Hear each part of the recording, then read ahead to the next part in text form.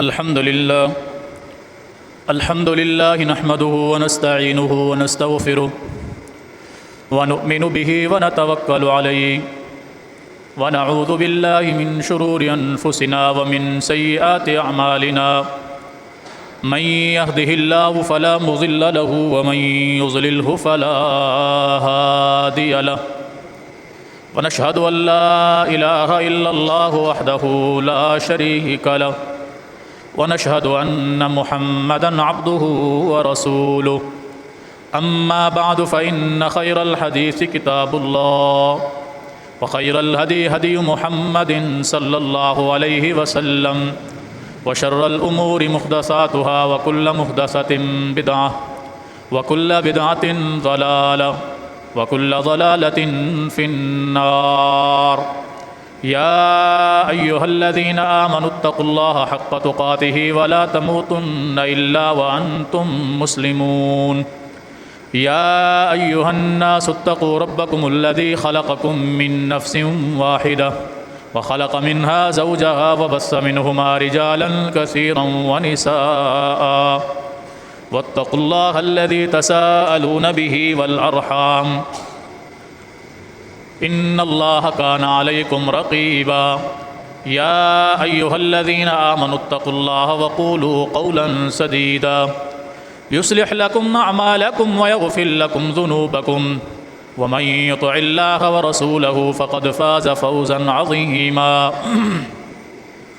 أعوذ بالله السميع العليم من الشيطان الرجيم بسم الله الرحمن الرحيم فلا تضربوا لله الأمثال إن الله يعلم وأنتم لا تعلمون اللهم صل على محمد وعلى آل محمد كما صليت على إبراهيم وعلى آل إبراهيم إنك حميد مجيد اللهم بارك على محمد وعلى آل محمد كما باركت على إبراهيم وعلى آل إبراهيم إنك حميد مجيد رب اشرح لي صدري ويسر لي أمري واحلل عقدة من لساني يفقهوا قولي رب زدني علما اللهم انفعنا بما علمتنا وعلمنا ما ينفعنا وزدنا علما سبحانك لا علم لنا إلا ما علمتنا إنك أنت العليم الحكيم۔ ہر قسم کی حمد و ثنا اللہ جل جلالہ کے لیے بے شمار بے حد و حساب درود و سلام ہوں۔ امام الانبیاء، امام الہدیٰ، امام الاولین والآخرین، شفیع المذنبین، رحمت للعالمین، جناب محمد الرسول اللہ صلی اللہ علیہ وآلہ وصحبہ وسلم کی ذات گرامی پر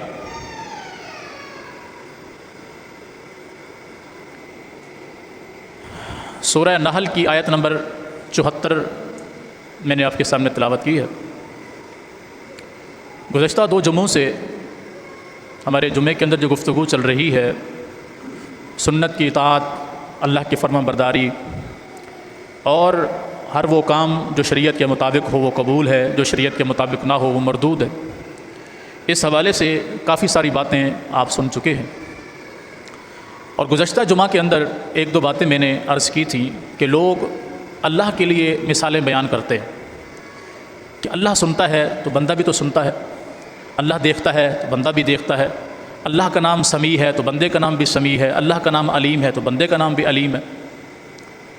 تو اللہ والی صفتیں تو بندوں کے اندر بھی موجود ہیں، پھر ایسا کیا معاملہ ہے کہ اللہ کو تو پکارا جائے اور بندوں کو چھوڑ دیا جائے؟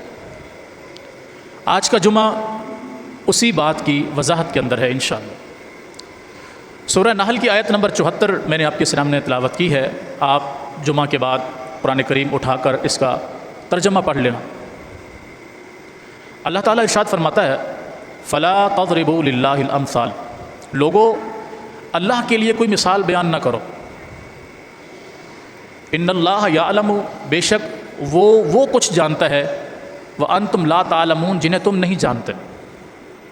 اس ایک آیت کے اندر ساری بات واضح ہو گئی کہ جس کے لیے تم مثال بیان کر رہے ہو، جس رب کی تم مثال دے رہے ہو، وہ تو سب کچھ جانتا ہے اور تم کچھ بھی نہیں جانتے، تو بھلا تمہارا اس کے ساتھ کیا مقابلہ؟ بات سمجھ میں آئی؟ جس اللہ کے لیے مثال بیان کر رہے ہو وہ سب کچھ جانتا ہے لیکن تم کچھ نہیں جانتے، تو بھلا تمہارا اللہ کے لیے مثال بیان کرنا کوئی توق بنتا ہے؟ کوئی لاجک، کوئی وجہ، کوئی منطق؟ پھر بھی تم کہو کہ جی دیکھو وہ اللہ والی صفت بندے کے اندر ہے، بندے والی صفت اللہ کے اندر ہے، دونوں ایک جیسے ہوئے، معاذ اللہ استغفر اللہ، نقل کفر کفر نباشت۔ کیا مقابلہ ہے اللہ کا اور اس کی مخلوق کا؟ کل من علیہا فان، جو کچھ کائنات کے اندر موجود ہے، آسمانوں میں ہو یا زمینوں کے اندر ہو، بمائے آسمان و زمین اور جو کچھ ان کے اندر ہے، سب ختم ہو جائے گا۔ وَيَبْقَى وَجْهُ رَبِّكَ ذُو الْجَلَالِ وَالْإِكْرَامِ، آپ کے رب کا چہرہ ہمیشہ سلامت رہے گا۔ کوئی مثال بنتی ہے؟ جس نے ختم ہو جانا ہے وہ، اور جس نے ہمیشہ قائم تھا، قائم ہے، قائم رہے گا، یہ برابر ہو سکتے ہیں؟ کبھی بھی نہیں۔ اللہ کی ساری مخلوق ختم ہو جائے گی، زمین ختم ہو جائے گی، پھٹ جائے گی، آسمان پھٹ پڑے گا، پہاڑ ایسے ہو جائیں گے کل اہن المنفوش۔ اللہ تعالیٰ سورہ القاریہ میں بیان فرماتا ہے کہ اس دن وَتَكُونُ الْجِبَالُ كَالْإِهْنِ الْمَنْفُوشِ، پہاڑوں کو دیکھیں گے کہ وہ ایسے ہو جائیں گے جیسے دھنی ہوئی روئی۔ کپاس ہے نا، کپاس کاٹن، یہ ایسے اس کا پھمبا بنا ہوا پڑا ہوا ہو تو کچھ اس کا وزن ہوتا ہے، اسی کو آپ مشین کے اندر ڈال دیں اور اس کی پنجائی ہو جائے، دھن اس کو کر دیا جائے، اس کے بعد وہ ہلکی سی پھونک سے بھی اڑ جاتی ہے۔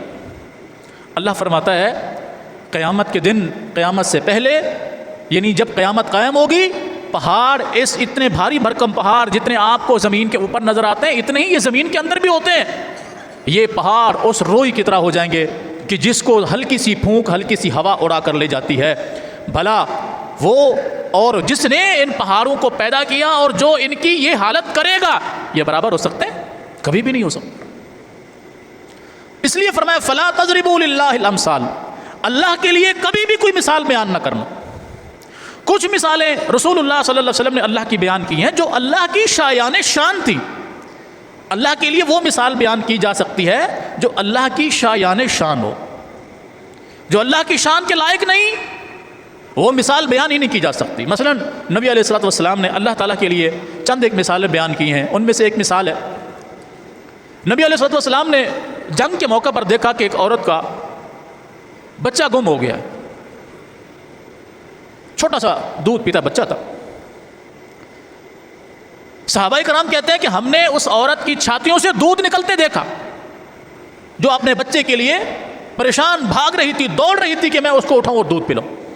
چھاتیاں دودھ سے بھری ہوئی اور دودھ ان سے ٹپک رہا تھا، کپڑے گیلے ہو رہے تھے۔ کچھ تگ و دو کے بعد اس کا بچہ اس کو مل گیا اور اس نے فوراً اس کو اپنے سینے سے لگایا، لے جا کر دودھ پلایا۔ نبی علیہ الصلوۃ والسلام اس عورت کی اس بے قراری کو دیکھ رہے تھے، فرمایا یہ جو تھوڑی دیر پہلے اتنی بے قرار تھی اپنے بچے کے لیے، اب اس کا بچہ اس کو مل گیا ہے، یہ کتنی پرسکون ہو گئی ہے۔ تمہارا کیا خیال ہے یہ عورت اپنے بچے کو جہنم میں آگ میں ڈالے گی؟ آگ جل رہی ہو، یہ عورت اپنے بچے کو آگ میں ڈالے گی؟ صحابہ کرام نے عرض کی اللہ کے رسول صلی اللہ علیہ وسلم کبھی بھی نہیں۔ بھلا جو اپنے بچے کے لیے اس قدر بے قرار تھی کہ اس کو اپنے جسم کی کوئی حالت محسوس نہیں ہو رہی تھی، بھلا وہ کیسے چاہے گی کہ اس کا بچہ آگ میں جائے؟ نبی علیہ السلام نے فرمایا اللہ تعالیٰ اس سے کہیں زیادہ مشفق ہے، وہ کیسے اپنے بندوں کو آگ میں ڈالے گا؟ یہ مثال اللہ کی شایان شان ہے، ماں کے ساتھ اس کی کوئی مثال نہیں ہے۔ یعنی جس طرح تم ایک انسان کے اندر اتنا رحم دیکھ رہے ہو، جس نے یہ رحم ڈالا ہے اس کے اندر دل میں، وہ خود کتنا رحیم ہے، بھلا وہ کب اپنے بندوں کو جہنم میں ڈالے گا؟ یہ مثال اس کی شایان شان ہے، اور یہ مثال رسول اللہ صلی اللہ علیہ وسلم نے خود اپنی طرف سے بیان نہیں کی، حضور وہی بات کرتے تھے جو اللہ آپ سے کہلواتا تھا۔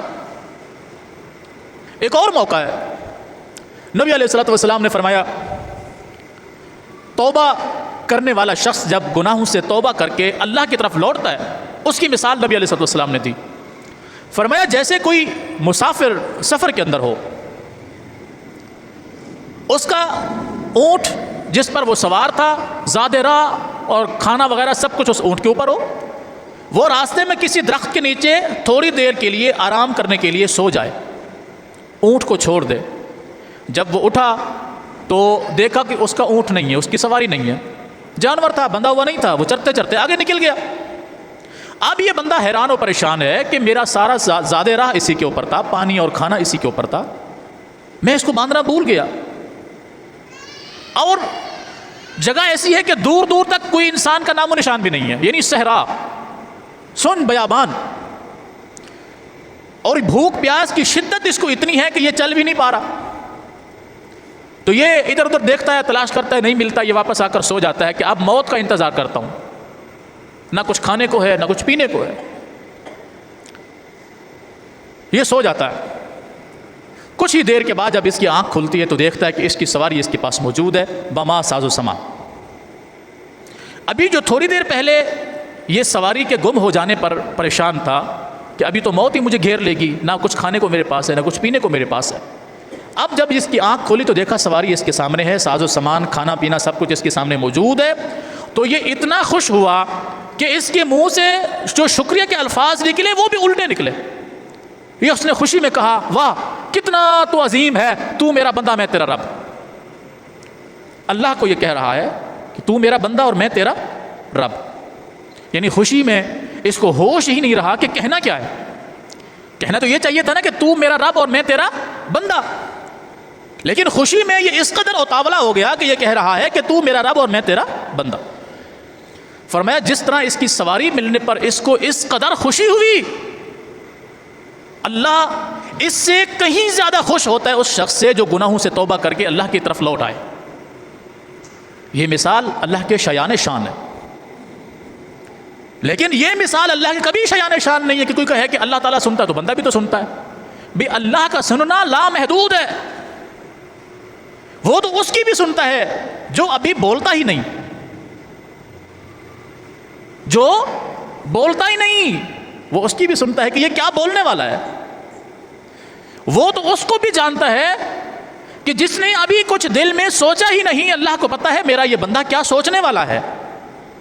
بھلا اس کو تم اس کے ساتھ مثال دے رہے ہو کہ جی اللہ جانتا ہے تو بندہ بھی جانتا ہے، اللہ سنتا ہے تو بندہ بھی سنتا ہے۔ اس وقت اس دیوار کے پیچھے کیا ہے آپ کو بھی معلوم نہیں اور مجھے بھی معلوم نہیں، ایسا ہے کہ نہیں؟ دائیں سائڈ پہ دیوار ہے، بائیں سائڈ پہ دیوار ہے، سامنے دیوار ہے، پیچھے دیوار ہے، اوپر چھت ہے، نیچے زمین ہے۔ زمین کے نیچے اس وقت کیا ہے ہم میں سے کسی کو معلوم ہے؟ نہیں۔ دیواروں کے آس پاس کیا ہے ہمیں معلوم ہے؟ نہیں، لیکن اس کو سب کچھ معلوم ہے۔ کتنا معلوم ہے کہ نبی علیہ الصلوۃ والسلام فرماتے ہیں رات کی تاریکی ہو، سیاہ رات، بالکل تاریک رات، روشنی کا کوئی چانس نہ ہو، اور کالا سیاہ پتھر ہو، اس کالے سیاہ پتھر کے اوپر کالی سیاہ چونٹی چل رہی ہو، اللہ اس کے چلنے کے قدموں کی آہٹ کو بھی سنتا ہے۔ ہماری حالت یہ ہوتی ہے تھوڑی سی عمر بڑھ جائے تو چشمہ لگ جاتا ہے، یہ دور کا ہے مجھے دور سے دھندلا نظر آ رہا ہے، یہ قریب کا ہے کیونکہ مجھے قریب سے دھندلا نظر آتا ہے۔ اللہ کے دیکھنے کو اور انسان کے دیکھنے کو میچ کر رہے ہو، مثال دے رہے ہو۔ اللہ کیا فرما رہے ہیں اپنے متعلق رسول اللہ صلی اللہ علیہ وسلم کی زبان سے کہ سیاہ رات، سیاہ پتھر، سیاہ چونٹی، کالی رات، کالا پتھر اور کالی چونٹی، وہ چل رہی ہو اس پتھر کے اوپر، اللہ اس کے چلنے کو بھی جانتا ہے، اس کے قدموں کی آہٹ کو بھی سنتا ہے۔ اللہ اکبر کبیرہ، اللہ کے لیے کوئی مثال بیان نہیں کی جا سکتی۔ سورہ یاسین کو آپ پڑھیں، 23ویں پارے کے اندر اللہ تعالیٰ ارشاد فرماتا ہے وَضَرَبَ لَنَا مَثَلًا وَنَسِيَ خَلْقًا۔ نبی علیہ الصلوۃ والسلام مکہ میں تشریف فرما تھے، اور یہ سورہ یاسین مکی صورت ہے۔ مکہ پہ آپ تشریف فرما ہیں، مسجد نبوی کے مسجد حرام کے خانہ کعبہ کے صحن میں آپ بیٹھے ہوئے ہیں، صحابہ کرام میں سے کچھ ساتھی ساتھ بیٹھے ہوئے ہیں۔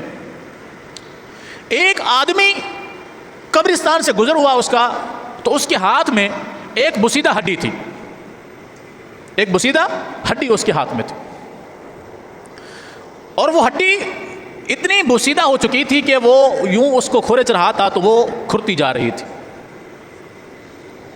جیسے آپ کوئی مٹی کا ڈیلا اٹھائیں نا تو اس کو یوں ہاتھ میں مسلنا شروع کریں تو وہ اس کے ذرات گرنا شروع ہو جائیں گے حتیٰ کہ وہ ڈیلا ختم ہو جائے گا۔ وہ ہڈی اتنا بسیدہ ہو چکی تھی کہ وہ یوں اس کو مسل رہا تھا اور اس کے ذرات گر رہے تھے، اور وہ نبی علیہ الصلوۃ والسلام کے پاس آئے آ کر کہنے لگا من یحیی العظام، اس ہڈی کو دوبارہ کون زندہ کرے گا؟ یعنی کسی میں کیا طاقت ہے، کیا قوت ہے جو اس بسیدہ ہڈی کو زندہ کر دے؟ مشرکین مکہ کا عقیدہ یہ تھا کہ جب انسان مر جاتا ہے، مر کھپ جاتا ہے تو بس ختم ہو گیا، اس کی زندگی ختم ہو گئی، اب دوبارہ یہ زندہ نہیں کیا جائے گا، دوبارہ اس کو کھڑا نہیں کیا جائے گا، تو یہ جو جنت جہنم کا معاملہ ہے تو ویسے ختم ہو گیا کہ جب کھڑا ہی نہیں کسی نے نہیں ہونا، زندہ ہی کسی نے نہیں ہونا، تو سوال و جواب کیا ہونا ہے؟ پوچھنا کس سے ہے؟ تم نیکی کر کے آئے ہو یا گناہ کر کے آئے ہو؟ جب مرنے کے بعد دوبارہ زندہ ہی نہیں ہونا تو جنت جہنم کا تو سوال ہی پیدا نہیں ہوتا۔ یہ محمد صلی اللہ علیہ وسلم معاذ اللہ استغفر اللہ ایسے کہتا ہے کہ تم مر جاؤ گے پھر تمہیں زندہ کیا جائے گا، تم نیک عمل کرو گے تو جنت میں جاؤ گے، مر جاؤ گے تو برے اعمال کرو گے تو جہنم میں جاؤ گے۔ او بھائی جب مرنے کے بعد زندہ ہی نہیں ہونا تو پھر جنت جہنم کا تو کوئی تعلق ہی نہیں ہے۔ یہ مشرکین مکہ کا عقیدہ تھا، اس لیے وہ شخص ہڈی کو یوں مسلتے ہوئے نبی علیہ الصلوۃ والسلام کے پاس آیا اور کہنے لگا من یحیی العظام وہی رمیم، اس ہڈی کو دوبارہ کون زندہ کرے گا جبکہ یہ بالکل بسیدہ ہو چکی ہے، کچھ بھی اس کے اندر جان باقی نہیں۔ یہ سورہ یاسین ہے، وضرب لنا مثلا ونسی خلقہ۔ اللہ تعالیٰ ارشاد فرماتا ہے یہ ہمارے لیے مثال بیان کر رہا ہے، یہ ہمارا بندہ ہمارے لیے مثال بیان کر رہا ہے، ونسی خلقہ، جبکہ یہ اپنے پیدا ہونے کو بھول گیا اور ہمیں کہہ رہا ہے کہ من یحیی العظام، اس ہڈی کو دوبارہ کون زندہ کرے گا؟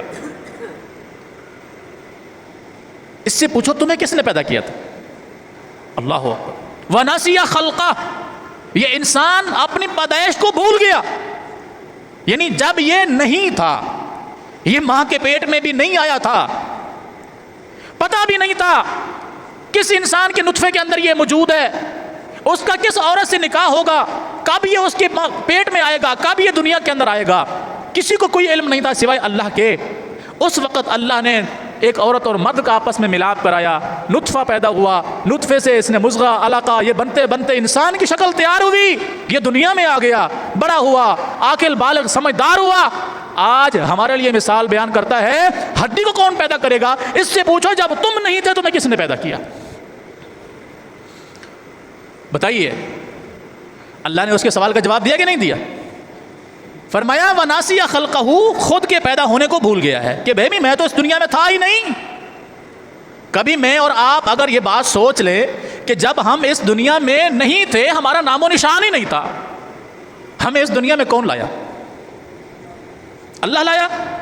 جو مخلوقات اس وقت دنیا میں موجود نہیں ہیں ان کو دنیا میں کون لائے گا؟ اللہ۔ آج ہم میں سے کوئی بندہ کھڑے ہو کر کہے کہ بھلا اس کا حساب کون کرے گا، اس کا حساب کون کرے گا، یہ فیصلہ کون کرے گا، وہ فیصلہ کون کرے گا، جنت میں کس کو کون بھیجے گا، جہنم میں کس کو کون بھیجے گا، مرے ہوئے کو زندہ کون کرے گا، رزق کون دے گا، بیماروں کو شفا کون دے گا، وغیرہ وغیرہ، یہ جتنے ہم سوالات کریں، بھلا اس سے پہلے ہمیں اپنی پیدائش پہ غور و فکر کرنا چاہیے کہ نہیں؟ اور یہی دعوت اللہ دے رہا ہے کہ وَضَرَبَ لَنَا مَثَلًا وَنَسِيَ خَلْقًا، ہمارے متعلق تو مثالیں بیان کر رہا ہے کہ اس کو بھلا کون اس ہڈی کو پیدا کرے گا، وَنَسِيَ خَلْقًا، اپنے آپ کو بھول گیا کہ اسے بھی پیدا کیا گیا ہے۔ اللہ اکبر کبیر۔ ہاں، اس کے سوال کا جواب بھی اس کو دے دیجئے۔ اے پیغمبر صلی اللہ علیہ وسلم، اس نے آپ سے پوچھا ہے نا کہ اس کو کون پیدا کرے گا، اس کو جواب دیجئے، قل، فرما دیجئے، یحییھا الذی انشأہ اول مرہ، اس کو وہی پیدا کرے گا جس نے اس کو پہلی مرتبہ پیدا کیا تھا۔ قل یحییھا الذی انشأہا اول مرہ۔ ابھی تو یہ ہڈی موجود ہے، اس کی ذرات موجود ہیں، جب اس نے اس کو پہلی مرتبہ پیدا کیا تھا تو اس کا تو ذرہ موجود نہیں تھا۔ اب تو یہ ہڈی کے کچھ ذرے یہاں گرے، کچھ وہاں گرے، کچھ وہاں گرے، کچھ وہاں گرے، تو یہ ذرات کیا ہیں؟ موجود ہیں۔ اللہ نے جب اس کو پہلی مرتبہ پیدا کیا تھا تب تو اس کا نام و نشان بھی نہیں تھا۔ قل یحییھا الذی انشأہا اول مرہ، آپ ان کو فرما دیجئے اس ہڈی کو وہی دوبارہ پیدا کرے گا، انشأہا اول مرہ، جس نے اس کو پہلی مرتبہ پیدا کیا تھا۔ وَهُوَ بِكُلِّ خَلَّاقٍ عَلِيمٍ، اللہ اکبر کبیرہ، اور وہ تو ہر چیز کو بہتر انداز میں پیدا کرنے پر قادر ہے۔ خلاق، خلق علیم نہیں فرمایا، خلاق، ہر چیز کو بہت زبردست بہترین انداز میں پیدا کرنے والا۔ حالانکہ خالق کا معنی کیا ہے؟ پیدا کرنے والا، لیکن خالق نہیں فرمایا اللہ نے، خلاق۔ بڑے طاقتور جملے کے ساتھ کہ وہ اس کو دوبارہ پیدا کرے گا جس نے اس کو پہلی مرتبہ پیدا کیا تھا، کیونکہ وہ ایسی تو کیا، وہ ہر چیز کو اچھے سے اچھے انداز میں پیدا کرنے پر کیا ہے، قادر ہے، جانتا بھی ہے کیسے پیدا کرنا ہے، صرف پیدا نہیں کرنا اس نے، وہ جانتا بھی ہے کہ کیسے پیدا کرنا ہے۔ اس لیے فرمایا فلا تضربوا للہ الامثال، لوگوں اللہ کے لیے کبھی کوئی مثال بیان نہ کرنا۔ انسان سنتا ہے، اللہ بھی سنتا ہے، اللہ والی صفت بندے کے اندر موجود ہے، انسان کا سننا محدود ہے۔ ہم میں سے کتنے لوگ ایسے ہوتے ہیں جن کو سنائی دینا بند ہو جاتا ہے، جبکہ وہ زندہ ہے، موجود ہے، سامنے ہے، مگر اس کی قوت سماعت ختم ہو گئی ہے۔ وہ کہتا ہے یار تھوڑا سا اونچا بولو، میں اونچا سنتا ہوں، ایسا ہے کہ نہیں؟ اللہ کی صفت بندے میں ڈال رہے ہو کہ یہ بھی سنتا ہے، اللہ بھی سنتا ہے۔ اللہ تو ایسی بات کو سنتا ہے کہ ابھی ہم نے وہ بولی ہی نہیں ہوتی، اور انسان تھوڑی سی اس کی قوت سماعت ختم ہو، اس کا سننا بند۔ اللہ وہ چیزیں دیکھتا ہے کہ کائنات کی کوئی شے اس کو دیکھ ہی نہیں سکتی، اور انسان کو تھوڑی سی عمر ڈھلے چشمے لگ جاتے ہیں کہ اس کو دکھائی نہیں دیتا۔ اللہ وہ چیزیں جانتا ہے جسے جاننے کے لیے کائنات کی بڑی سے بڑی طاقت لگا لے نہیں جان سکتے۔ جیسے میں نے آپ کو بتایا اس دیوار کے باہر کیا ہے، ہم جتنی مرضی دوربین اس دیوار کے اوپر لگا دیں تو ہمیں ادھر سے کچھ کیا ہے کچھ بھی نظر نہیں آئے گا، ایسا ہے کہ نہیں ہے؟ زمین کے اندر کیا ہے، جہاں ہم بیٹھے ہوئے ہیں ہمارے نیچے، حتیٰ کہ دیکھیں ہم چڑھائی کے اوپر بیٹھے ہوئے ہیں، دری کے اوپر بیٹھے ہوئے ہیں، اس دری کے نیچے کتنی مٹی، کتنی ریت، کتنے ذرے ہیں ہمیں معلوم ہے، اللہ کو تو وہ بھی معلوم ہے۔ بھلا اس کے لیے مثال بیان کی جا سکتی ہے؟ زندہ انسان کے جاننے کی یہ کیفیت ہے، جب وہ مر جاتا ہے، قبر میں چلا جاتا ہے، تب وہ کیسے سنتا ہے؟ جب زندہ سامنے بیٹھ کر بہرا ہو جائے، سننے سے قاصر ہو جاتا ہے، وہ مرنے کے بعد قبر میں جاتا ہے تو کیسے سن سکتا ہے؟ کیوں انسان یہ بھول جاتا ہے کہ جب یہ کھڑے ہو کر قبر کے اوپر کھڑے ہو کر کسی کو پکار رہا ہوتا ہے کہ میری مدد کرو، میرے فلاں مسئلے کو حل کر دو، میرے فلاں معاملے کو حل کر دو، جو زندہ تھا، سو گیا تھا یا موجود نہیں تھا، اسے پکارا گیا، اسے پتہ نہیں تھا، جب وہ مر گیا بھلا پھر کیسے سن سکتا ہے؟ اللہ کے لیے مثال بیان کرتے ہو کہ اللہ بھی تو موجود نہیں ہے، وہ سنتا ہے، بھلا اس کا بندہ کیسے نہیں سن سکتا؟ اللہ کو کس نے کہا اللہ موجود نہیں ہے؟ اللہ اپنی صفات کے اعتبار سے ہر جگہ موجود ہے، اس کی سننے کی صفت ہر جگہ موجود ہے۔ آپ اندھیرے میں ہوں وہ تب بھی سنتا ہے، آپ اجالے میں ہوں وہ تب بھی سنتا ہے، آپ سمندر میں ہوں تب بھی سنتا ہے، آپ خشکی کے اندر ہوں تب بھی سنتا ہے، آپ اونچی آواز سے بولیں وہ تب بھی سنتا ہے، آہستہ آواز میں بولیں تب بھی سنتا ہے، یعلم السر واخفی، آپ اپنے دل کے اندر کوئی بات کو چھپا لیں وہ تب بھی جانتا ہے، آپ اس کا اعلان کرتے پھریں وہ تب بھی جانتا ہے۔ اس کے ساتھ بھلا کس کی کیا مثال؟ اسی چیز نے شرک کا چور دروازہ کھولا۔ آج آپ کسی سے پوچھیں کہ آپ دربار پہ یا مزار پہ جاتے ہیں، ان کو پکارتے ہیں، بھلا وہ آپ کی سنتے ہیں؟ وہ فوراً کہیں گے کہ اللہ بھی تو موجود نہیں ہے، اس کو پکار تو وہ نہیں سنتا۔ انا للہ و انا الیہ راجعون۔ کبھی آپ نے اللہ کو پکارا ہو، اس نے آپ کی نہیں سنی ہو، یہ کفری عقیدہ ہے۔ کوئی کہے کہ میں نے اللہ کو پکارا ہے اور اس نے میری بات نہیں سنی، یہ اللہ کے توحید اسماء و صفات ہے کہ اللہ کی جو صفتیں ہیں، سننا اس کی صفت ہے، جاننا اس کی صفت ہے، قبول کرنا اس کی صفت ہے، دیکھنا اس کی صفت ہے۔ جو کہتا ہے میں نے اللہ کو پکارا اس نے میری بات کو نہیں سنا، یہ اللہ کی قوت سماعت کا انکار کر رہا ہے، یہ کفر کر رہا ہے۔ وہ کہتا ہے اللہ میری نہیں سنتا۔ اور کوئی کہے کہ میں اس تنہائی میں کوئی گناہ کر لوں گا اور مجھے وہ نہیں جانتا، اس نے اللہ کے جاننے کی صفت کا انکار کیا، کفر کیا۔ بھلا کون سا لمحہ ہے انسان کا جب انسان اللہ کو پکارے اور وہ اس کی نہ سنے؟ کیوں؟ اللہ قرآن میں ارشاد فرما رہا ہے امن یجیب المضطر اذا دعاہ ویکشف السوء ویجعلکم خلفاء الارض، لوگو بھلا کون ہے جو اس مصیبت زدہ میں پھنسی ہوئی تکلیف کے اندر کوئی اس کو پکارے، اپنی پریشانی اور مصیبت کا اظہار کرے؟ کون ہے جو اللہ کے علاوہ اس کی اس مصیبت کو سن سکتا ہو، دیکھ سکتا ہو، اس کو دور کر سکتا ہو؟ بھلا بتاؤ تو کون ہے؟ 20ویں پارے کو آپ پڑھیں، پہلی 5 آیات، 20ویں پارے کی پہلی 5 آیات آپ پڑھ کر حیران ہو جائیں گے۔ امن خلق السماوات والارض، کون ہے جس نے زمین و آسمان کو پیدا کیا؟ کون؟ اللہ پوچھ رہا ہے، سوال کر رہا ہے، اللہ تعالیٰ سوال کر رہا ہے، کون ہے جس نے زمین و آسمان کو پیدا کیا؟ وَأَنزَلَ لَكُم مِّنَ السَّمَاءِ مَاءً، بھلا وہ کون ہے جس نے آسمان سے بارش برسائی؟ فَأَنبَتْنَا بِهِ حَدَائِقَ ذَاتَ بَهْجَةٍ، تہ در تہ لگے ہوئے پھل اور یہ خوشے اور یہ باغات کس نے پیدا کیے؟ فَأَنبَتْنَا بِهِ حَدَائِقَ ذَاتَ بَهْجَةٍ، فرمایا ما کان لکم ان تنبتوا شجرها، اور تمہاری تو یہ اوقات ہی نہیں تھی کہ تم کسی درخت کی ایک کونپل بھی زمین سے نکال سکو۔ کتنی دفعہ ایسا ہوتا ہے کاشتکار زمین کے اندر بیج ڈال دیتا ہے، پانی بھی لگا دیتا ہے، کھاد بھی لگا دیتا ہے، مگر زمین میں سے ایک کونپل بھی باہر نہیں نکلتی، ایک دانہ بھی باہر نہیں نکلتا۔ ہوتا ہے کہ نہیں ہوتا؟ کہتا ہے یار اس دفعہ میں نے بڑی محنت کی مجھے فصل کا کوئی فائدہ نہیں ہوا۔ اللہ فرما رہے ما کان لکم ان تنبتوا شجرها، یہ جو کچھ پھلدار درخت یہ ساری چیزیں تمہیں ملی ہیں یہ ہم نے بنائی ہیں۔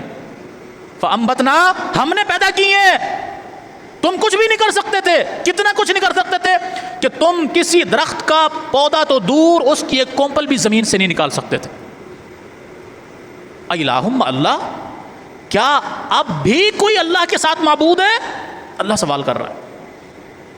آسمان کو اسی نے پیدا کیا، زمین کو اسی نے پیدا کیا، آسمان سے بارش اسی نے برسائی، زمین سے اناج کھیتی باڑی باغات اسی نے پیدا کیے، تم کچھ بھی نہیں کر سکتے تھے۔ الہم اللہ، کیا اب بھی کوئی اللہ کے ساتھ جو ہے ایسا اس کا برابر کا کوئی ہے جو یہ سارے کام کر سکتا ہو؟ بل ہم قوم یعدلون، بلکہ یہ قوم زیادتی کرنے والی قوم ہے، یعنی یہ سب کچھ جانتے ہوئے بھی زیادتی کر رہی ہے۔ امن جعل الارض قرارا وجعل خلالها انہارا وجعل لها رواسیا وجعل بین البحرین حاجزا، وہ کون ہے جس نے زمین کو ٹھہرایا ہوا ہے؟ امن جعل الارض قرارا، زمین جو اطمینان کے اندر ہے اس کو یہ اطمینان کس نے بخشا ہے؟ وجعل خلالها انہارا، اسی زمین کے اوپر بڑی بڑی پانی کی نہریں جاری کرنے والا کون ہے؟ وجعل رواسیا، اور بڑے بڑے چشمے، یہ سب کچھ اس زمین کے اندر جاری کرنے والا کون ہے؟ وجعل بین البحرین حاجزا، دو سمندروں کے درمیان پردہ لگانے والا کون ہے؟ آپ کبھی یوٹیوب کے اوپر سرچ کریں میٹھا اور کڑوا سمندر، تو آپ کو نظر آئے گا کہ اللہ رب العالمین نے ایک جگہ پر ایسا پانی بنایا ہے کہ دو پانی کٹھے چل رہے ہیں، دو پانی کٹھے چل رہے ہیں، ایک صاف شفاف میٹھا اور ایک زہریلا، جیسے یہ ہمارے سمندر کا پانی ہے، مگر نہ زہریلا پانی میٹھے میں مکس ہو رہا ہے نہ میٹھا پانی زہریلے میں مکس ہو رہا ہے۔ اسی کا اللہ نے فرمایا وَجَعَلَ بَيْنَ الْبَحْرَيْنِ حَاجِزًا، دو سمندروں کے بیچ میں یہ راستہ کھڑا کس نے کر دیا، یہ پردہ کس نے کھڑا کر دیا کہ یہ اس میں مکس نہیں ہو سکتا، وہ اس میں مکس نہیں ہو سکتا؟ کس نے کیا ایسا؟ اور کئی دفعہ لوگوں نے پریکٹیکل کرنے کے لیے، صاف زیر پانی ہے، جہاز جا رہا ہے، جہاز میٹھے پانی سے کڑوے پانی میں داخل ہو رہا ہے، اس کے باوجود بھی میٹھا پانی کڑوے میں داخل نہیں ہو رہا، کڑوا پانی میٹھے میں داخل نہیں ہو رہا۔ ایسا کرنے والا کون ہے؟ الہم اللہ، کیا اللہ کے ساتھ اور کوئی ہے ایسا کرنے والا؟ فرمایا بل اکثرہم لا یعلمون، حقیقت یہ ہے کہ ان کی اکثریت جانتی ہی نہیں۔ پھر آگے اللہ نے فرمایا جو میں نے پہلے آیت تلاوت کی، امن یجیب المضطر اذا دعا، بھلا تکلیف میں پھنسے ہوئے، پریشانی میں پھنسے ہوئے انسان کی دعا کو کون قبول کرتا ہے؟ آپ کسی سے کوئی درخواست کریں، یار یہ میری بات آگے تک پہنچا دیں، وہ سنے گا تو آگے پر پہنچائے گا نا، جب وہ سنے گا ہی نہیں تو پہنچائے گا کیسے؟ اللہ کے لیے کوئی انسان کہے کہ اللہ میری سنتا نہیں ہے، جبکہ اللہ کہہ رہا ہے کہ بھلا کون مصیبت میں پھنسے ہوئے شخص کی دعا کو قبول کرتا ہے؟ وہ قبول کب کرے گا؟ سنے گا تو قبول کرے گا، اس بات کو جانتا ہوگا تو قبول کرے گا۔ پھر کیسے کوئی انسان اللہ کے ساتھ کفر کر سکتا ہے؟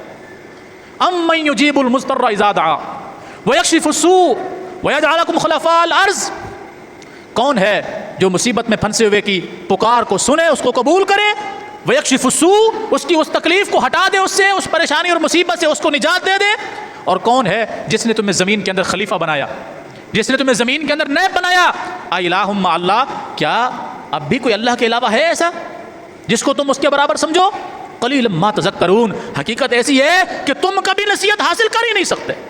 اللہ امن یہدیکم فی ظلمات البر والبحر، بھلا وہ کون ہے جب تم سمندر کے اندر یا سن بیابان کے اندر چل رہے ہوتے ہو، رات کی تاریکی میں تمہیں یہ پتہ ہی نہیں ہوتا مشرق کس طرف ہے، مغرب کس طرف ہے، شمال کس طرف ہے، جنوب کس طرف ہے، تمہیں یہ پتہ ہی نہیں ہوتا، رات کی تاریکی میں تم گہرے سمندر کی سائڈ پہ ہو، تمہیں مشرق کی سمت کا، مغرب کی سمت کا، شمال و جنوب کا علم نہیں ہوتا، تم ایسے بیابان علاقے کے اندر ہو جہاں تمہیں مشرق و مغرب شمال و جنوب کا کوئی علم نہیں ہے، تم نے کس طرف جانا ہے تمہیں سمت کا تعین نہیں کرنا آ رہا، امن یہدیکم فی ظلمات البر والبحر، خشکی اور تری کی راہوں میں، تاریکیوں میں تمہیں راستہ دکھانے والا کون ہے؟ کون ہے جو انسان کی رہنمائی کرتا ہے کہ تو اس طرف جا رہا تھا، یہ سمت ہے؟ کون ہے؟ اللہ اکبر کبیرہ۔ وَمَن يُرْسِلُ الرِّيَاحَ بُشْرًا بَيْنَ يَدَيْ رَحْمَتِهِ، بھلا وہ کون ہے جو خوشخبری سنانے والی ہوائیں بھیجتا ہے؟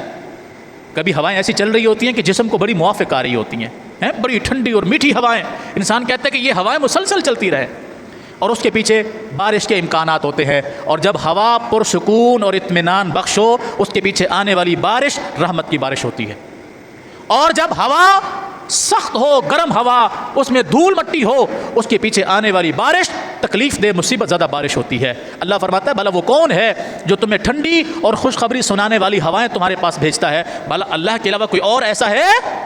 تعالی اللہ عما یشرکون، خبردار تم جو کچھ بھی اللہ کے ساتھ شرک ٹھہرا رہے ہو اللہ اس سے باعزت بری ہے، بلند و بالا ہے۔ امن یبدأ الخلق ثم یعیدہ، بھلا وہ کون ہے جس نے ابتدا میں ہر چیز کو پیدا کیا؟ امن یبدأ الخلق، جس نے ابتدا میں ہر شے کو پیدا کیا وہ کون ہے؟ ثم یعیدہ، پھر وہ اسے لوٹا دے گا، یعنی اسے مار دے گا۔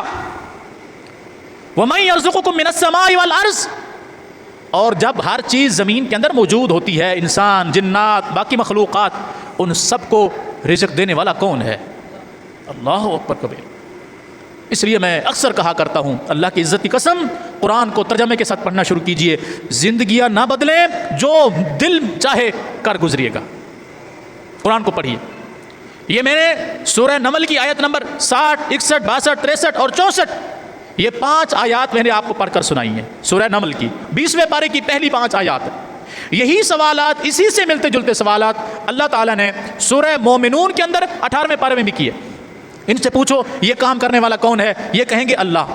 اللہ نے خود پوچھا، ان سے پوچھو کون ہے، فرمایا یہ آگے سے جواب دیں گے یہ سارا کچھ اللہ کرنے والا ہے۔ ان سے پوچھو پھر تم کہاں جا رہے ہو، ان سے پوچھو بھلا کشتیوں کو پانی کے اندر چلانے والا کون ہے، یہ جواب دیں گے اللہ۔ ان سے کہو پھر تم شکر ادا کیوں نہیں کرتے۔ ان سے پوچھو بھلا تمہیں ماؤں کے پیٹ سے پیدا کرنے والا کون ہے، تمہیں زندگیاں دینے والا کون ہے، اطمینان قلب دینے والا کون ہے، رزق دینے والا کون ہے، بیماریوں سے شفا دینے والا کون ہے، یہ کہیں گے اللہ۔ ان سے کہو پھر تم کہاں بھٹکے جا رہے ہو، تمہیں عقل اور شعور کیوں نہیں آ رہا۔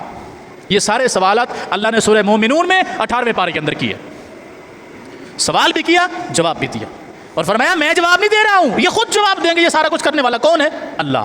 جب یہ سب کچھ کرنے والا اللہ ہے، سننے والا اللہ، جاننے والا اللہ، دینے والا اللہ، لینے والا اللہ، ہر چیز کا مالک اللہ، ہر ایک نفع نقصان کا مالک اللہ، ہر چیز پر قادر اللہ، بھلا اس کے ساتھ کسی کو شریک ٹھہرانا، اس جیسا کسی کو سمجھنا، اس کے برابر کسی کو سمجھنا، یا اس کے لیے کوئی مثالیں بیان کرنا کوئی عقل مندی کی علامت ہے؟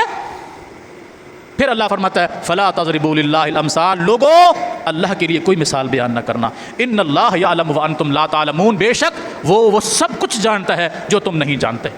اللہ مجھے بھی اور آپ کو بھی قرآن و سنت کی طرف لوٹنے کی توفیق دے، ہمارا تعلق قرآن کے ساتھ جڑ جائے، یقین جانے زندگیاں بدل جائیں گی۔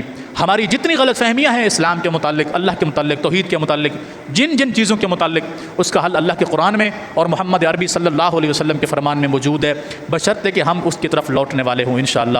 اقول قولی ھذا واستغفر اللہ لی ولکم ولسائر المسلمین۔